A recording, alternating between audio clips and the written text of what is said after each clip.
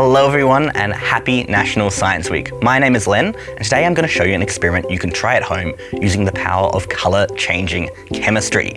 You can find all the details down in the comments below. So I've chopped up a red cabbage and mixed it in with some hot water in this jug here. And I've also collected some chemicals from around the home. I've got some vinegar, some bicarb soda mixed with water, some citric acid also mixed with water, and some ammonia. And because I don't want any of those splashed in my eyes, I'm going to wear some safety glasses.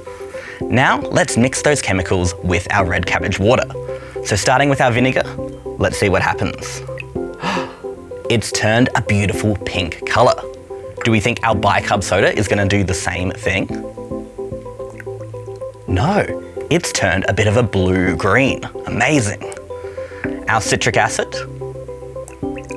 turns red. And finally, our ammonia turns green. We've made a real rainbow of chemistry here. So what's happening? Our cabbage naturally contains a molecule that reacts with acids or bases to change colour. With acids, it turns red or pink, like we saw with our vinegar and citric acid, and with bases, it turns blue or green, like we saw with our ammonia and bicarb soda. Things that are neutral, like water, stay that purple colour we saw at the start. But what happens if we mix an acid and a base together?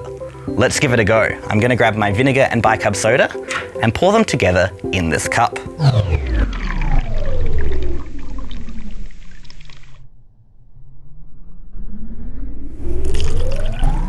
Whoa, it's gone back to that neutral purple. Amazing. Give this experiment a go at home and have a happy National Science Week.